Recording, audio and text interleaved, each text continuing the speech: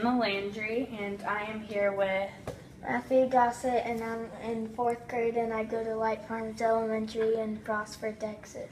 Okay, and we're gonna be reading this book, Barbed Wire Baseball, and we're gonna go through it, and I'm gonna ask you some questions about what you think the book is about. We're gonna go through and identify some words, and then I'm gonna teach you a lesson on subjects and predicates, and how to use them in complete sentences.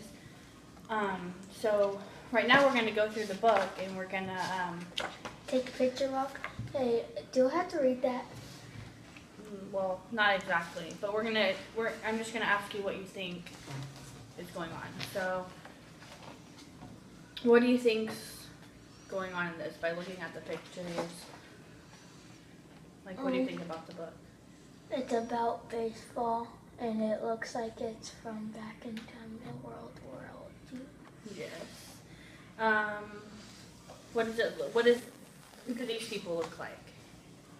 Japanese people. Okay, well, do they look like their family? Or do they look like random people? Family. Yes. What do you think this guy is thinking about? Looking at this picture. His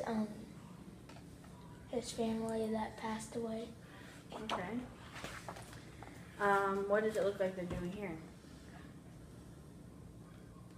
Looks like they're digging up holes for. Yeah, like doing work, right? Yeah. Because they're in internment camps. What's this guy driving? A bulldozer. Yes. Probably to make something, you think? Yeah. So there's water in this one, so they're obviously still making something here. So,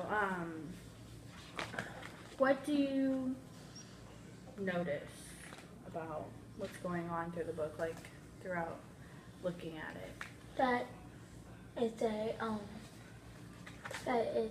a baseball book. Yes. Okay, so do you know what this word means? What is this word? To hit with strong force. Yes, thwack. Yes, that is what that means. So we have. Do you know when Pearl Harbor was? When Japanese attacked Pearl Harbor? Yep. Where did you learn that from? I learned it from my grandpa. Oh, okay. So, what does that mean? What? What does it mean? Like, what does the Pearl Harbor bombing mean? Where they were bombing Pearl Harbor. Well, yes, the Japanese attacked Pearl Harbor. So, by going through this book, where I'm going to ask you what certain words are, and you can tell me if you know them or if you don't know them.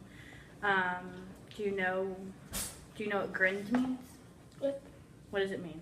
Where you're not smiling, but you're trying to smile.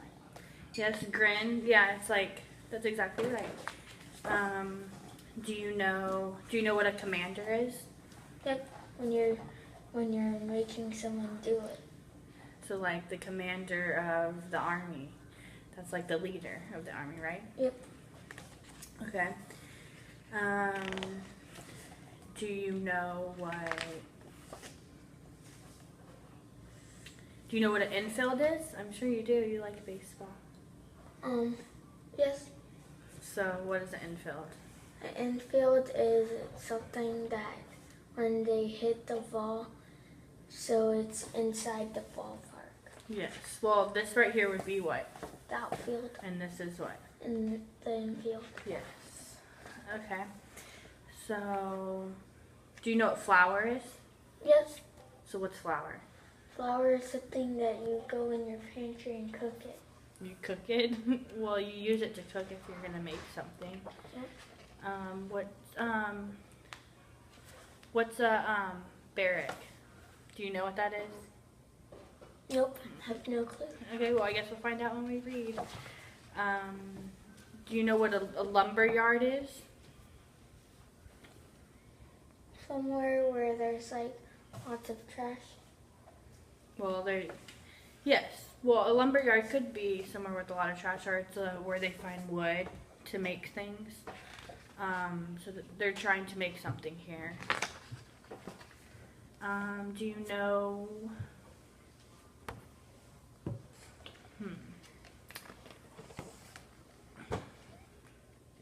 Do you know what organized means?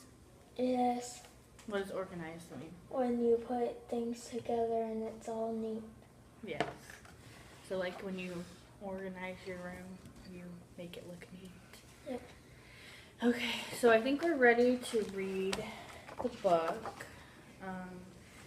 Do you want to read it by yourself, or do you want to take turns reading back and forth?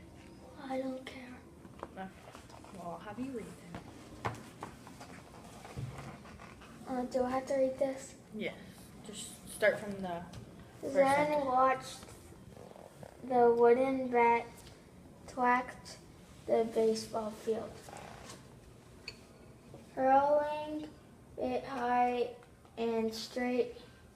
He was 8 years old, and it was the first time he'd seen a baseball game. But he was hooked. Father, I want to play, he told his dad. You're too small, his father said. Too frail, added his mother. But Zen didn't listen. He had to play. The other kids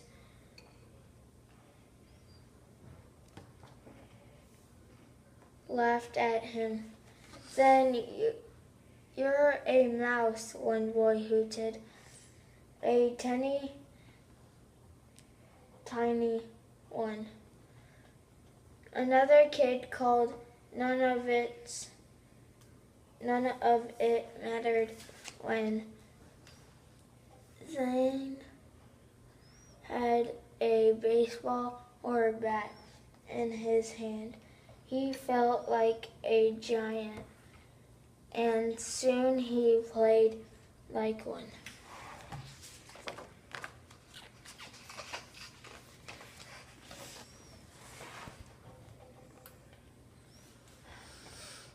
Many springs had passed since the first years of playing in the chill winter of the sweet summer.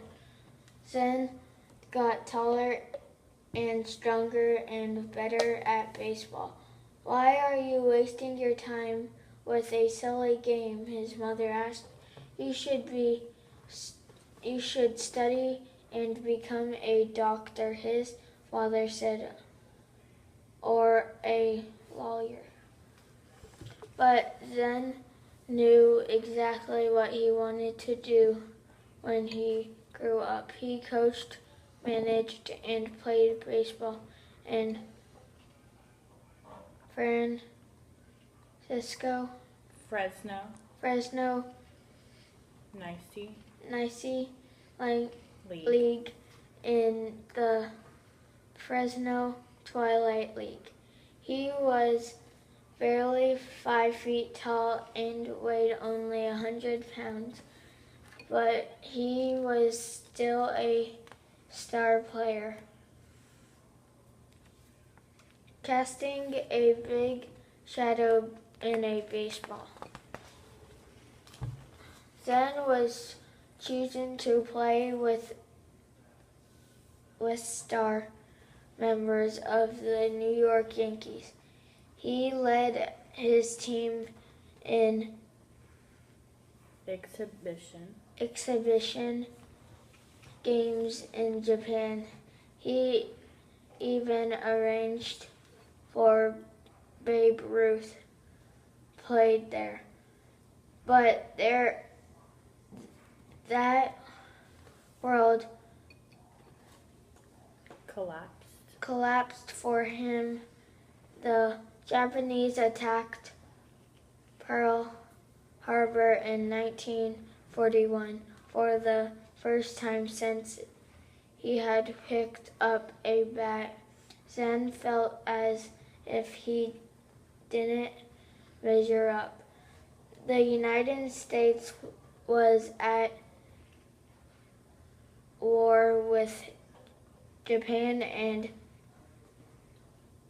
1,020 Americans of Japanese descent who lived on the West Coast were forced into 10 internment camps.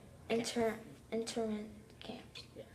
Most of the desert of the government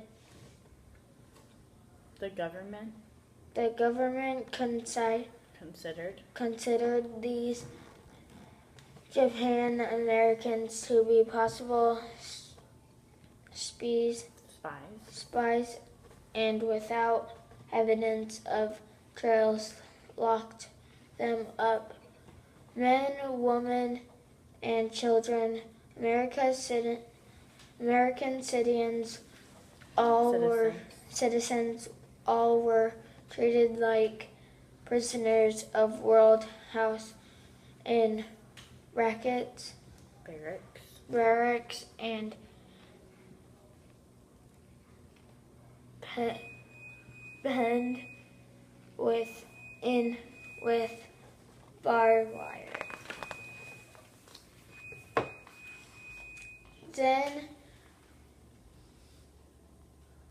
his wife and their two teenage sons were sent to a camp in Gila River, Arizona. Outside of the camp was bleak and gray and dusty. Inside the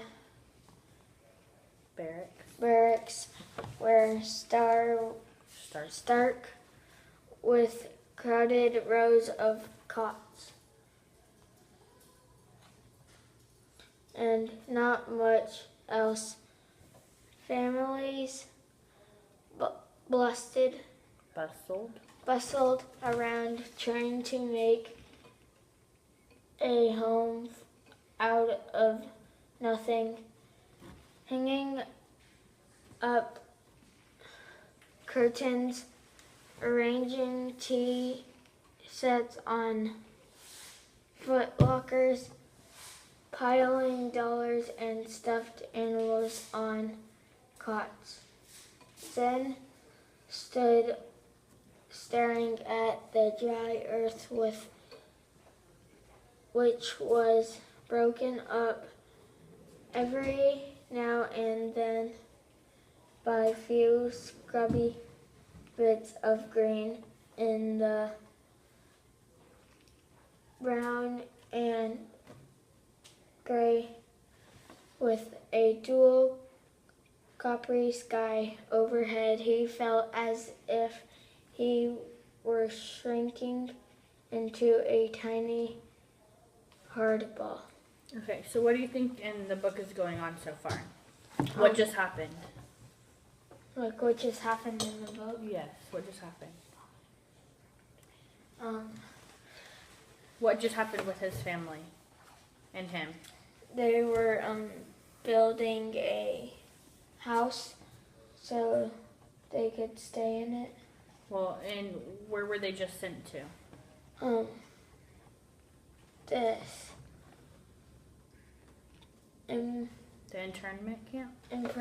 Internment camp. So what did they, so it says right here that they had to bustle around trying to make a home out of nothing. So they had to make their homes basically out of nothing that they had with them. The only thing they had was tea sets, dolls, stuffed animals, and cots that they had to put all together so that they could survive. They had to try to make with what they had. They didn't have like nice big homes to stay in because they were sent to a camp where they had to work. Do you understand? Yeah. Okay.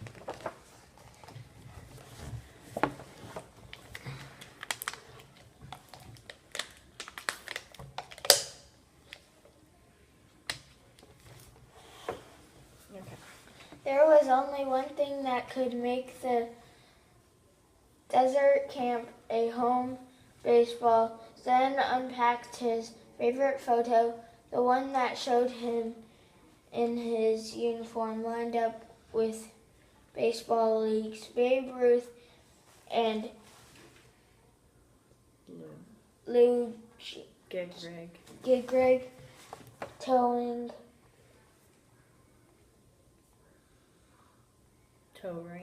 towering like redwood trees beside him. So remember before we started, I asked you what you thought this picture was, and you said you thought it was his family? Yep. It actually says right here that it was him and baseball legends lined up. So that was him with the baseball legends, not with his family. Interesting, right? Yeah. He had played with the Yankees Stars and in an exhibition game back home in Fresno, and he hadn't felt small as at all. He pinned the picture over his bed. He was going to play baseball again here in the desolate middle of nowhere.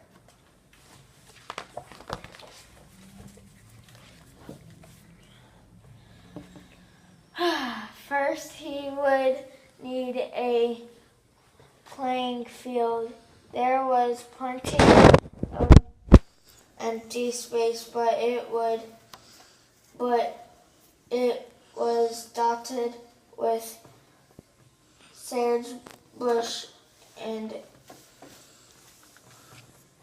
clotted with rocks, and didn't look like much of a field. Then started chopping down the plants and digging up the rocks amid long hours in the blazing sun. Okay, so let's stop here.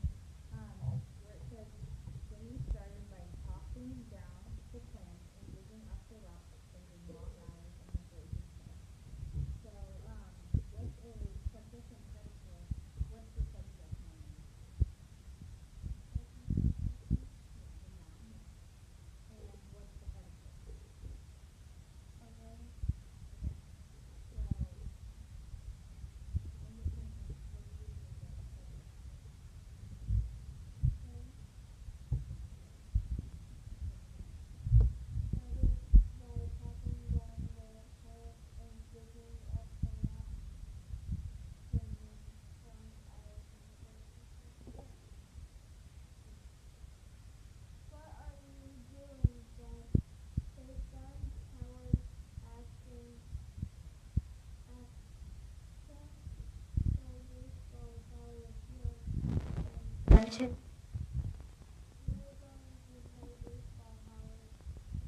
And starting picked up rocks too. Soon Howard's brother Harvey joined them. Then the other boysmen drifted to where Zenny and his sons were bent over the glaring heat. By the end of the day, dozens of people were working on field, not planting a crop, but unplanting, making the ground a smoother surface. Okay, so what are they doing here? Making the baseball field. Yeah. Does it look like he's working really hard? Yes.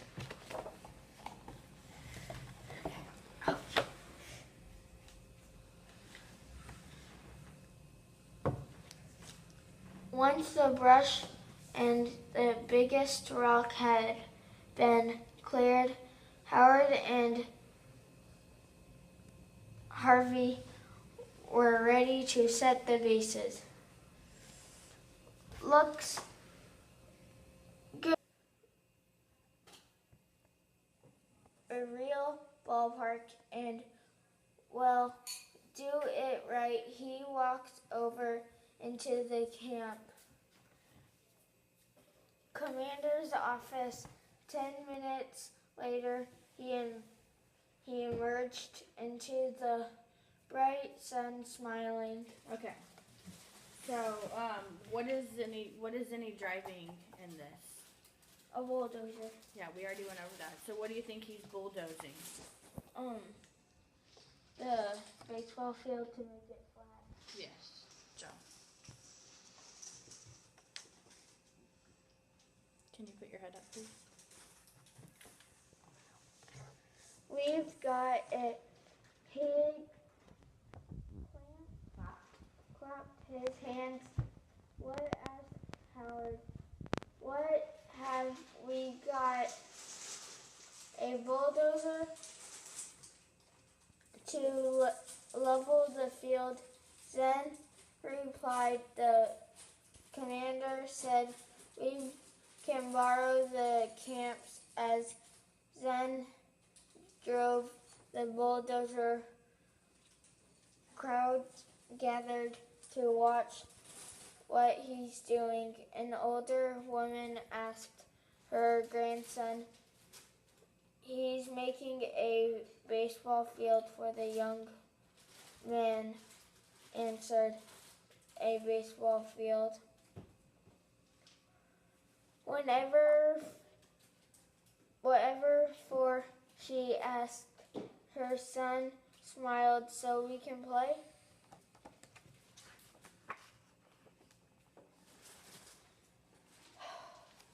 Once the ground had been smooth. Smooth.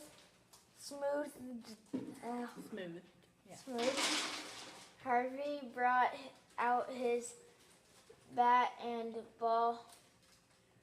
Now we can play, right? He asked.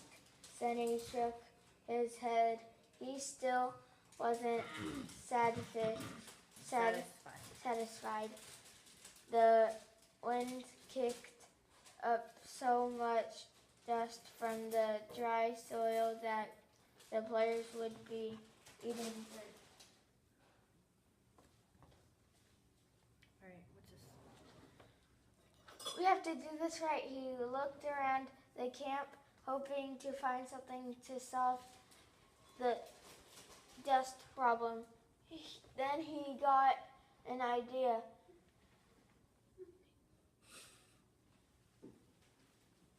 Okay, what is this? He Diverted. And he diverted and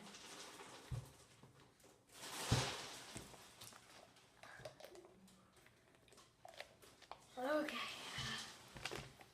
And irrigation. irrigation line to the field and flooded it with water. Once the heat had dried, the ground dirt was baked into clay, a clean, hard surface without all the dust. Now, Dad, asked Howard, tossing a ball between his hands. It looked great, almost, Zenny answered, but we're not there yet. So what are they doing here in the picture?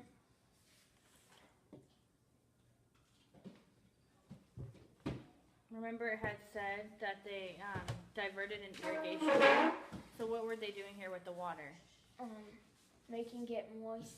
Yeah, so that they could flatten out the dry soil. The irrigation line gave Zane another idea. He laid pipe from the laundry room to the field and planted grass in the infield and quick growing Castro beans along the edge of the outfield. The pipe fed water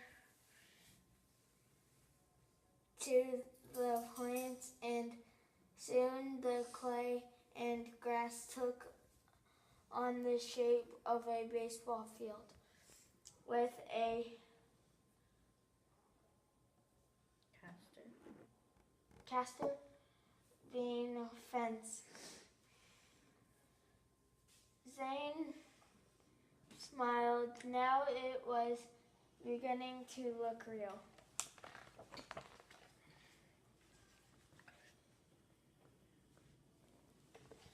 Come on, Dad, Howard urged. Can't we at least mark the bases now? Go ahead, Zane agreed, but we're not done yet. Howard used flour to chalk the foul lines, and his mom sewed the bases from rice sacks. It's perfect, Harvey said. What about the spectators of the fans? Zane asked. Where will they go? Both boys shrugged. Can't they just stand around? Howard asked. Or we can build rows of bleachers. Zen said, like the real baseball field.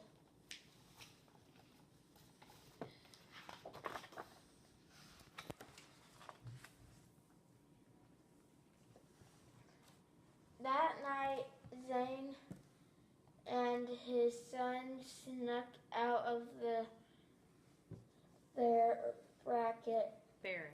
barracks.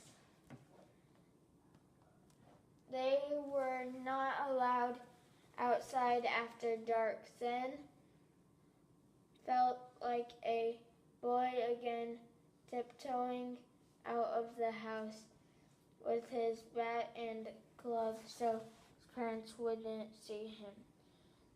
A guard light swept across the yard, and Zen motioned to the boys to flatten themselves against the barracks. They waited for the beam to pass, then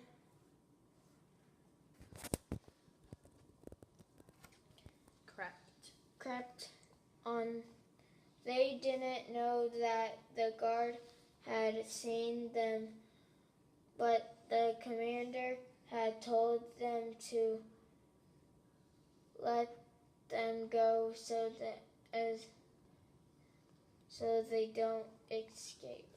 The commander was curious to see what Zane wanted now.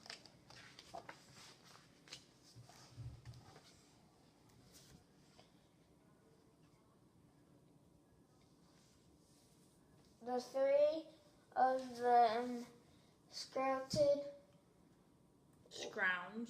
scrounged wood from the fence surrounding the camp. They removed every other post, carefully not to damage the fencing. Then they took wood from the camp lumberyard. That gave them enough material to build a backstop and 5 rows of bleachers behind it. The next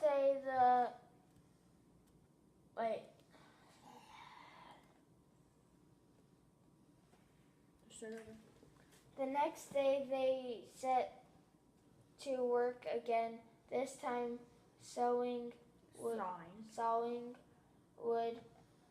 and nailing boards. When Howard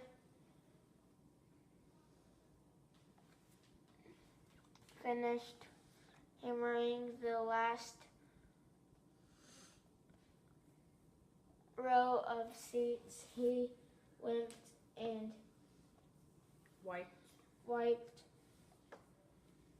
the sweat off of his forehead and gaped at what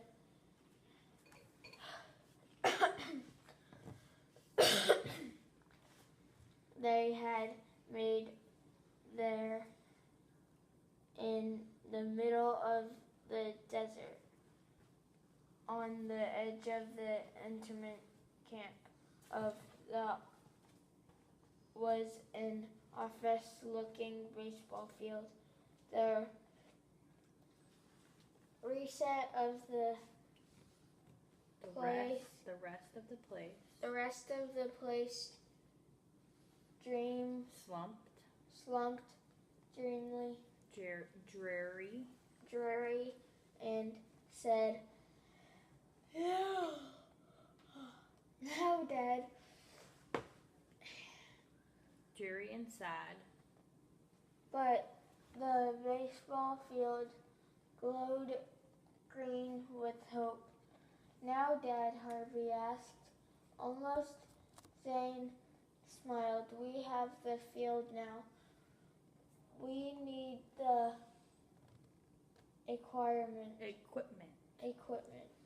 He passed a hat among the families, collecting money for gear in an hour. He had enough to send for bats and mitts, hats and tats. I said and hats. And tats, yeah. From Holman's Sporting Goods back home in Fresno, when several women sewed uniforms out of potato sacks. When the box of equipment arrived, Zen let Howard open it. "Now, Howard," he said, "now we can play ball." So what are these women making? Jersey For their players. Yeah, for the first game, right? Yeah.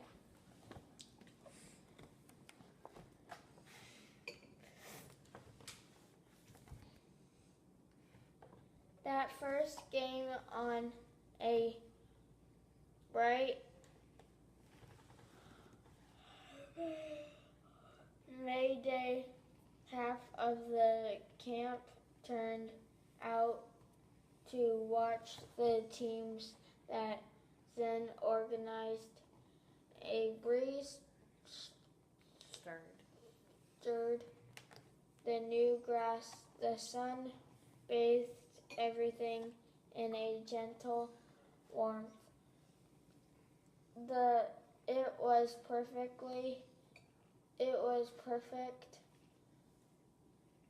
day for the baseball game. 6,000 people filled the bleachers and spilled onto the scrumpy ground behind them and along the side stands. That's a lot of people at the game. 6,000.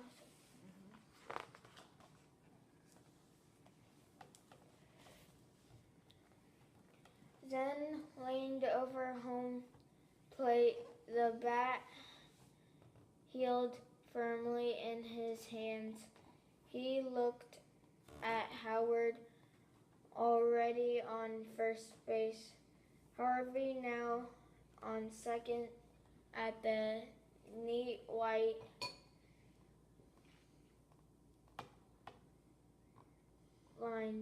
marking the field. His eyes scanned the bleachers filled with cheering fans. He watched the pitcher cradling the ball, pulled back his arm to get ready to throw. Zen focused on the blur of white as it zoomed closer. The weight of the bat felt so familiar and natural. It was like a part of his body. He waited until just the right moment. So what do you think he's gonna do? What do you think that he's gonna Try do to with the hit bat? the ball out of the park. You think he's gonna hit a home run? Yep.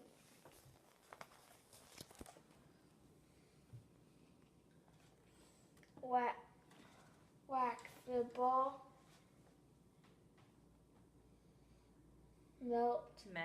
met the ball with crisp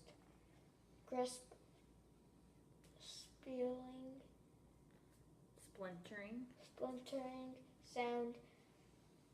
Zen threw the bat down. He ran to first base, then second, then third. His eyes were following of the ball and soared away of the ball far over the barbed wire fence. So he did hit a home run, yeah. You were right. Can you put your shirt down, please? Thank you. Howard and Harvey jogged to home plate before arms raised, grins plastered on their faces. Now they yelled, now.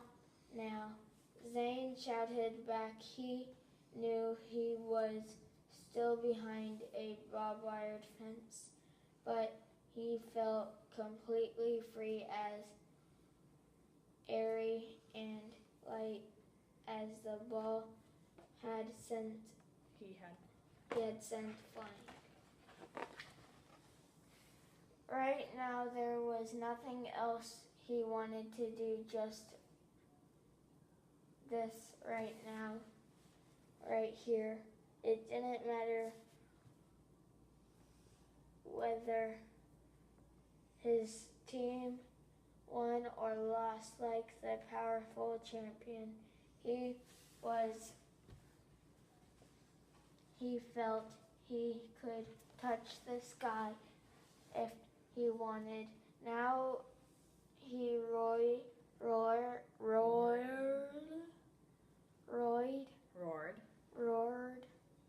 as he crossed home plate. He felt 10 feet tall playing the game he loved so much.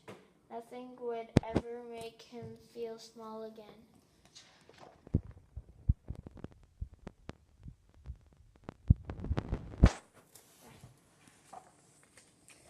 So, did you like this book? Nope. Well, yes. You did? So, what did you like about the book? I like that it was sports. Can you put that down? And that it gave good detail about what characters were doing in the book. What the characters were doing? So, how does this book make you feel? Happy. Why? Because I love sports and I love baseball. So, what was the part in the book that made you the most happy? When he hit it out of the park. Why? Because he made a home run. And they won the game. So, what was your favorite part in the whole book besides the home run? What did you like about the idea of the book? That they thought of making a baseball field. Because why? Because they were inside a barbed wire fence. So if there was anything in this book that you could change, would you change anything? No. You wouldn't? You liked it? Mhm. Okay. So since we read this book and we were locating subjects and predicates throughout the book, I do have a worksheet for you to complete.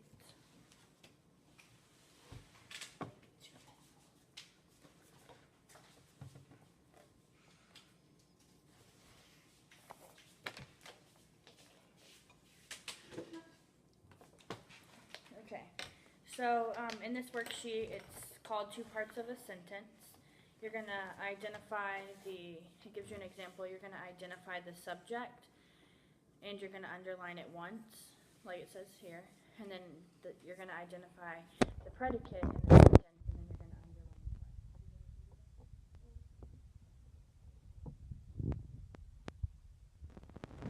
it. If you need any help, just ask.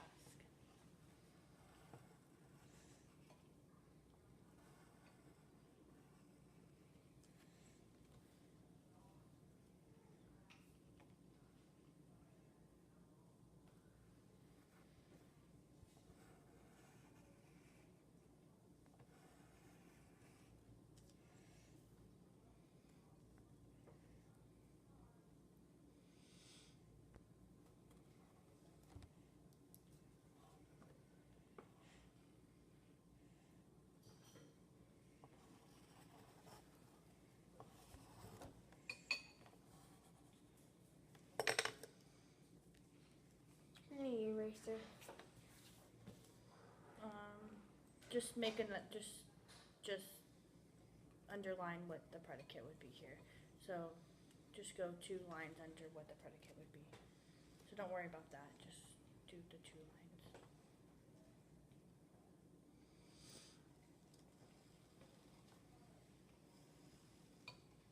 Okay.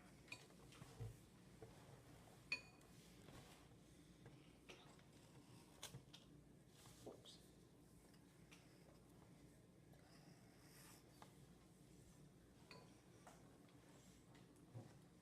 So right here it says the subject is what or whom the sentence is about. So you were right, that would be the person, place, or thing. The predicate is the part that tells you something about the subject. So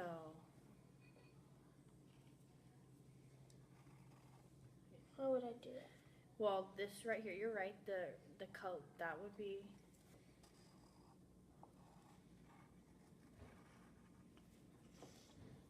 and then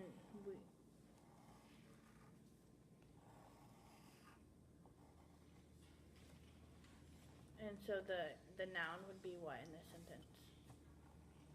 And then what is it saying about the noun?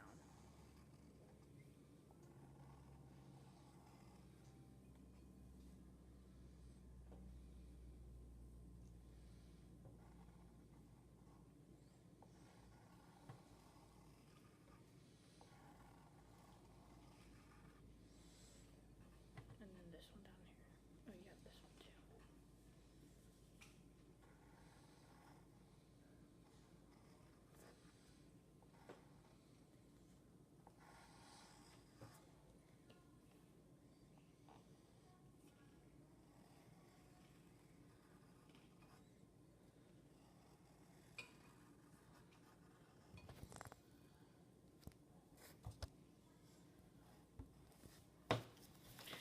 Okay, good job. Here, can you write your name?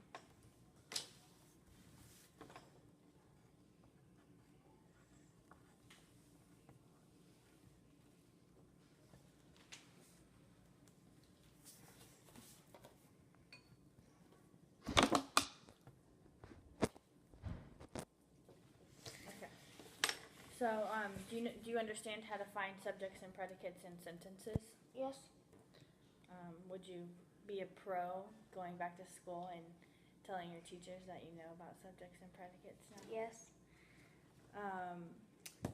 So I just want to say thank you for letting me teach you this lesson and reading this great book.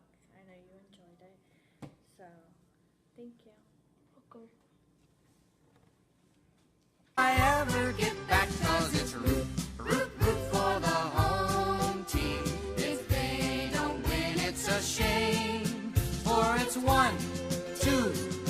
strikes, you're out at the old